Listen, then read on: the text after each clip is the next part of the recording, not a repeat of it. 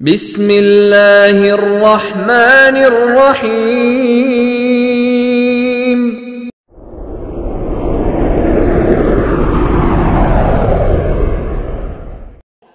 Assalamualaikum warahmatullahi wabarakatuh.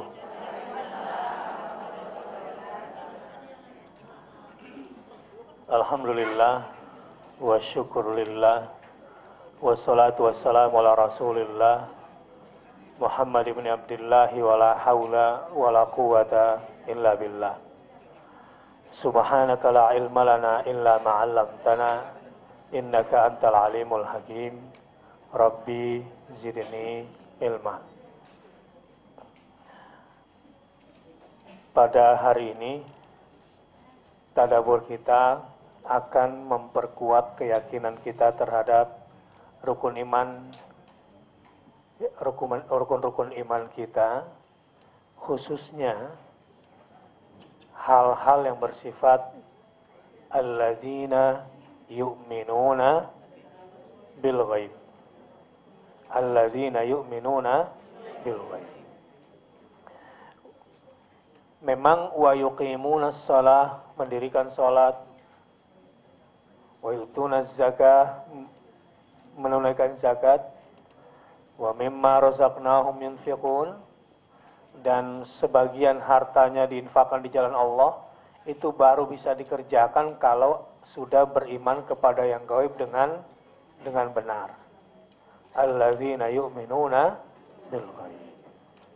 Nah, pembahasan al-iman bil ghaib ini untuk orang Jakarta penting. Karena orang-orang Jakarta seperti ibu-ibu ini, satu, sangat rasional, sangat menggantungkan akalnya. Apalagi yang pendidikannya pendidikan barat, Sumatera Barat, Jawa Barat, ya. Gitu. Ini bermasalah memang. Jadi kalau nggak masuk akal, dia nggak bisa terima. Begitu juga kelemahan orang-orang seperti ibu-ibu di daerah kota dengan semua pendidikan itu adalah sangat materi. Mengukur kehormatan, mengukur kepuasan diri dan orang lain itu dengan hal-hal yang nampak secara materi. Ada banyak hal barangkali yang mungkin nanti ibu-ibu dapatkan. Bersama saya Kiai Haji Elwansyah Elham. Beliau sahabat sekaligus guru, teman,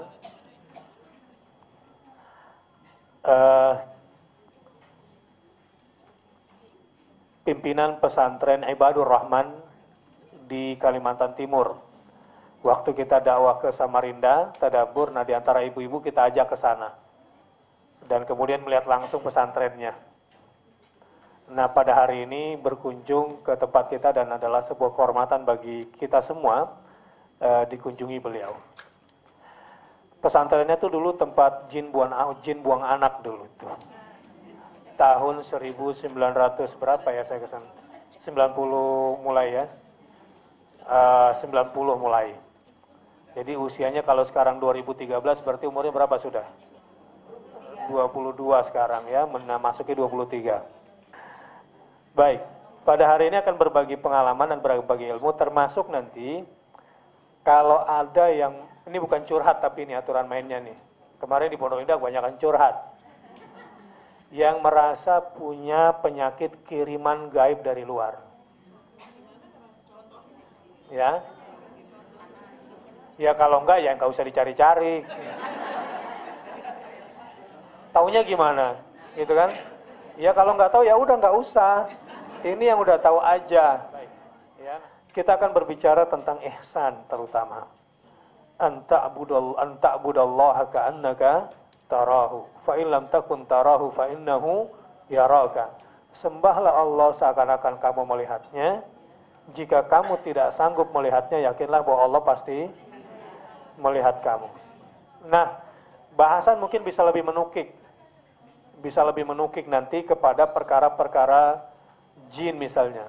Apa sih yang disebut dengan hantu, apa sih yang disebut dengan santet, kenapa orang bisa kena santet, bagaimana bisa keluar dari santet. Oke? Supaya terarah, saya langsung jadi moderator saja. Dan nanti akan ada tanya jawab. Sebelum ada forum tanya jawab, jangan nanya dulu. Dari awal saya beri aturan main, saya udah tahu ibu-ibu yang agresif.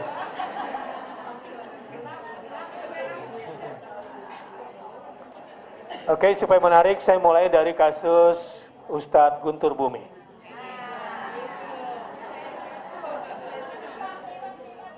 Ya, ada pasien tiba-tiba di kepalanya keluar belatung.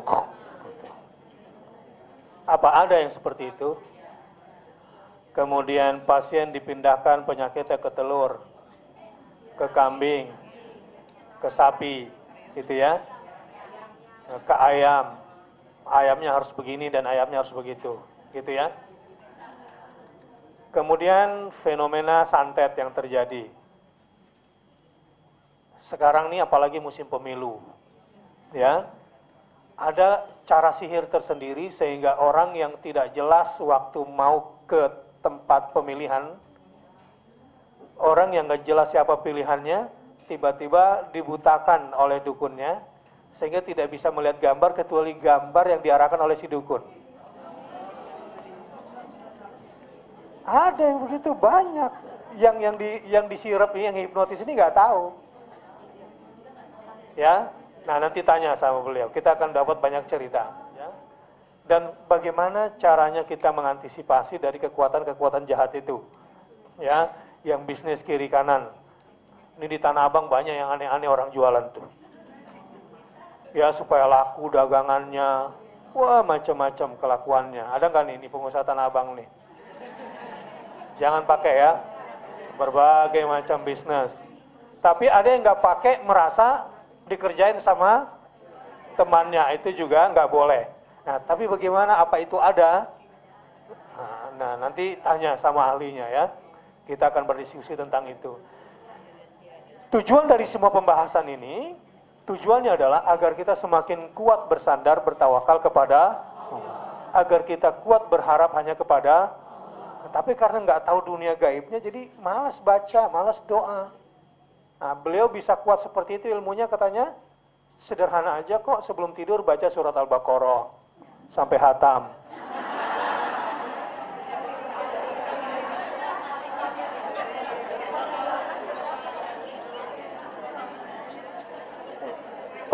Itu baru 1/10 yang dibaca. Surat Al-Baqarah itu 1/10-nya, karena setelah itu ditambah lagi dengan 10 surat-surat lainnya. Ya, Yasin, Al-Mulk, Al-Kahfi, dan seterusnya. Kata ibu-ibu nggak jadi tidur itu.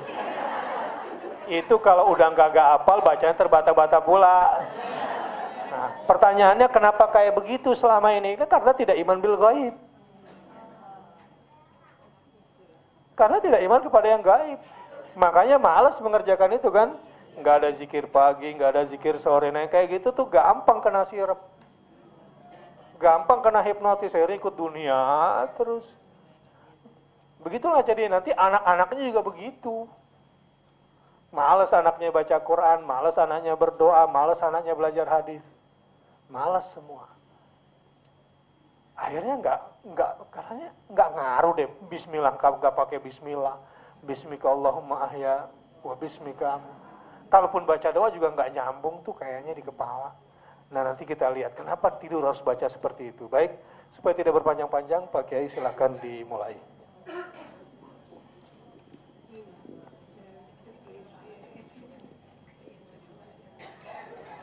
Bismillahirrahmanirrahim. Assalamualaikum warahmatullahi wabarakatuh.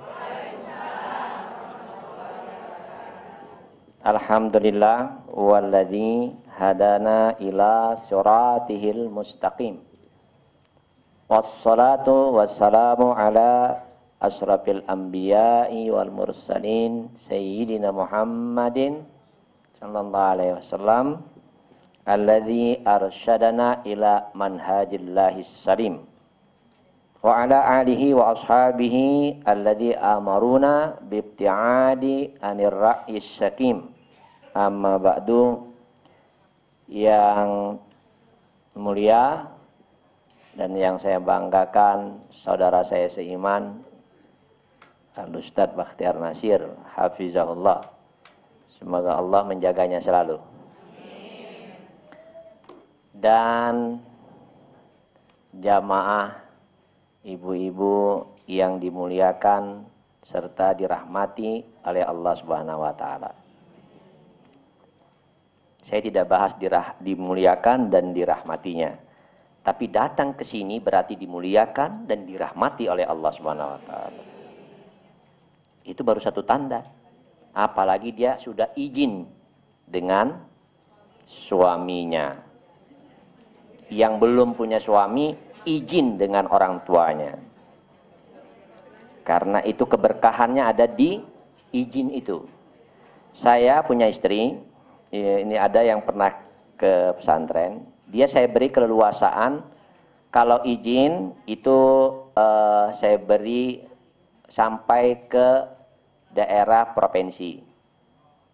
Berjalan dia sendiri boleh, bersama anak-anaknya boleh. Jadi kita yang mengizinkan, tidak perlu harus selalu istri yang minta izin. Ini perlu pemahaman pertama. Menurut saya, agar terjadi komunikasi aktif antara suami istri dan punya tanggung jawab bersama di dalam menjalankan tugas sebagai pemimpin rumah tangga. Ketika bapak ada berarti dia, tidak ada ibu. Tidak ada kedua-duanya, bagaimana kita mendelegasikan kepada anak. Kalau kecil mungkin tidak bisa, nah, mungkin kita bisa melatih kepada yang membantu kita di rumah. Dari situ dulu, mengapa kita dimuliakan dan dirahmati. Yang kedua, yang beliau sampaikan itu adalah tentang profil pribadi saya. Saya dibesarkan di kota, di Samarinda, tetapi saya dibina, dididik di tempat kampung kakek saya, di Banjarmasin. Namanya Pondok Pesantren Darussalam. Sehingga aliran yang saya miliki pertama adalah aliran yang mengandung salafiyah, sufiyah, kesupian.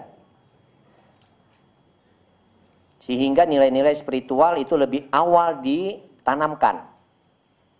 Seperti sebuah keyakinan tentang ihsan. Bagaimana kita tidak melihatnya, Allah kita tidak bisa melihat, tetapi Dia melihat kita, memandang kita sepenuhnya. Ini akan kita buktikan. Yang sekarang mahasiswi siapa? Yang sekarang mahasiswa, yang ya tingkat di sedang kuliah, mahasiswi. Baik yang S1, S2 ada, S1 yang mana? Coba berdiri S1 satu orang. Yang terserah, enggak akan ada perintah ataupun praktek apa, enggak ada. Cuma saya ingin tahu S1 siapa, berdiri saja, berdiri, mohon berdiri. Ya Ustaz Bakhtiar boleh ya? Berdiri. Yang mahasiswi untuk S1 belum selesai enggak apa-apa, yang belum selesai, masih dalam masa perkuliahan. Satu saja. Yang S2, yang mau ke S2. Oh, ini sudah jadi ibu-ibu semua. Ya udah, kalau begitu yang sudah sarjana S1, S2, S3. Ya, yang S1 satu orang berdiri, S2 satu orang berdiri, S3 belum ada. Oke, ada tuh ibu satu, masya Allah, berkah tuh ilmunya semua insya Allah. Yang S3 mohon berdiri duluan. Kita harus bangga sama ibu yang sudah sampai kepada S3 ini. Ini dukungan keluarga, mohon Bu, silakan berdiri dulu Bu, berdiri. Ya, S2. Silakan Bunda. S1, oh banyak, wah banyak nih. Nah, siapa? Satu. Oke, satu aja satu. Ya, silakan berdiri. S2, S1. Hah? Siapa? Yang satu aja, satu orang aja. Berdiri. Kemudian yang masih mahasiswa. Minta satu aja. Sekarang berdiri Bu, berdiri di tempat. Ya. Saya akan membandingkan strata pendidikan dengan ihsan. Ihsan tadi, kan artinya sudah dijelaskan panjang. Nah, kemudian yang SMA, mana? Yang SMA. Oke, SMA ada? Satu aja, oke. Yang masih SMA ya. ya sekarang yang tidak hanya sebagai ibu rumah tangga yang dimuliakan Allah saja, siapa? Banyak. Oke, banyak. Baik, saya minta yang ibu lagi saya ulangin, S3 berdiri, S2 satu berdiri, S1 saja satu berdiri, yang ibu rumah tangga satu, kemudian SMA satu. Mohon berdiri, nggak sampai 1 menit, silakan. Nggak apa-apa, banyak-banyak juga nggak apa-apa. Hanya untuk menjelaskan begini, ibu-ibu ini adalah termasuk orang yang mempunyai kekuatan. Kenapa duduk? Jangan duduk. Jangan duduk, sebentar saja. Ibu-ibu itu kalau kita lihat dia segala sesuatunya diusahakan melalui perhitungan. Apapun, mau belanja dia tulis itemnya berapa, 15 pulangnya jadi 17. Karena belum ada ihsan. Belum ada ihsan. Masuk pasar sudah jelas yang ditulis bahwa yang nolongin pembantu, tolong ya diingatkan saya yang kita belanja tadi mana daftarnya, ini 20 pulangnya 25. Ini ibu yang berperan sebagai kepala rumah tangga untuk urusan rumah tangga yang sebagai bendahara dari bapak, dia tidak melakukan ihsan. Yang dia tulis dia tidak komitmen. Penyebab hal yang sepele seperti ini berdampak kepada hal yang besar dalam ibadah, termasuk keyakinan. Sekarang akan kita buktikan yang SMA, alhamdulillah dikasih orang tua berapa dana tiap hari untuk sekolah, berapa tuh uang saku? Enggak apa-apa, yang paling sedikit. Masya Allah di Jakarta, anak saya 12.000. Anak saya hanya 12.000 satu hari. Jakarta 30, luar biasa ya. Padahal di Kalimantan itu rujak saja satu plastik 7.000. Jangan makan rujak, habis dong 5.000-nya untuk apa? Tetapi dengan ihsan dia setiap hari bisa menabung 1.500. Jadi kita latih dari uang yang kita berikan, kita tanamkan rasa ihsan kepada Allah, dia bisa tabung. 500 setiap hari dia mengimpakkan ke musola masjidnya, musola sekolahnya. Jadi yang terpakai hanya 10.000.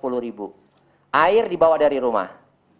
Lantas apa yang mau saya tanyakan sama yang sudah punya strata S1, S2, S3 sampai yang baru kuliah, sama yang masih di SLTA. Kita punya uang, bila berimpak, punya dompet nih, buka, mau berimpak, mesti ngelihat yang paling kecil. Harusnya seorang ihsan yang lihatnya harus besar dulu. Bila ini sudah kita yakinkan dalam diri kita bahwa yang besar ganjarannya adalah lebih besar, maka itulah kita sudah memiliki keyakinan ihsan. Silakan duduk sekarang. Jadi lihatlah yang paling besar. Namanya kalau kita melihat itu prioritas utama, bahwa sekarang saya sudah S3, masa saya harus sama dengan S2? Ya S2 masa saya harus sama dengan S1? S1 masa saya mau sama yang masih kuliahan? Atau sama SMA? Yang SMA masa saya sama yang masih SMP? Nah kalau menyumbang 1.000, itu kan sudah ada misalnya di parkir tuh 2.000, 3.000, nggak apa-apa lah, itu sudah memang ada ketentuan. Yang tidak ada ketentuannya ini, yang tidak ada ketentuan. Maka bila kita mengambil 1.000 sama dengan masih usia dini. Tingkat ihsannya nggak malu sama Allah Subhanahu wa ta'ala. Maksudnya begitu. Jadi ihsan itu menuju kepada satu titik berawal, titik tolaknya, motivasinya karena Allah, ya, menuju satu titik tuju, itu keridhaan Allah, garis lurusnya ikhlas.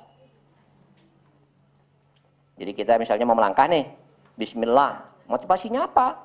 Datang ke sini untuk apa? Thalabul ilmi. Menuntut ilmu, tentu dengan ikhlas karena Allah Subhanahu wa ta'ala, untuk mendapatkan ridho Allah. Langkah-langkahnya ikhlas, mendengarkan dengan bijak, dengan baik, belajar bertanya, tidak hanya ada di dalam sini segala sesuatunya tanyakan tentang agama kepada ahlinya. Sedangkan kita saja sebagai dosen, sebagai guru mengajar, bila ada murid yang bertanya kita senang. Tapi kalau semuanya pada diem, seakan-akan sudah paham semua, kita yang bingung. Yang bodoh siapa? Saya apa mereka? Atau penjelasannya semakin tidak jelas, siapa yang akan disalahkan? Ini ihsan secara secara kebatinan, ya, secara lahiriahnya adalah wujudkan melalui tindakan nyata tadi. Memang kalau Allah lihatkan kepada kita materi tadi berupa uang yang kita bawa, maka lihatlah yang terbesar. Maka ihsan kita berarti setingkat itu. Yang kedua, belajar berimpak itu adalah lebih daripada yang engkau dapat. Bagaimana caranya? Gajinya 10.000, nyumbangnya 20.000. Nah, itu ihsan. Bisa. Yakin. Bisa. Tapi tidak tiap bulan. Ya tidak tiap hari. Oh, tiap hari, insya Allah bangkrut. Insya Allah bangkrut. Dari segi keimanan kita itu kan dia fluktuasi naik turun. Jadi ketika mantap hati kita, ini saya hari ini kayaknya mantap ini ihsan saya ini. Bismillah, berapa nih? Dek, 500. Saya nyumbang 1 juta. Nah, ini tingkat ihsannya, insya Allah keyakinannya akan tinggi. Yang demikian ini tidak ada lagi rasa takut di dalam menghadapi kehidupan yang berupa dengan materi. Itu satu.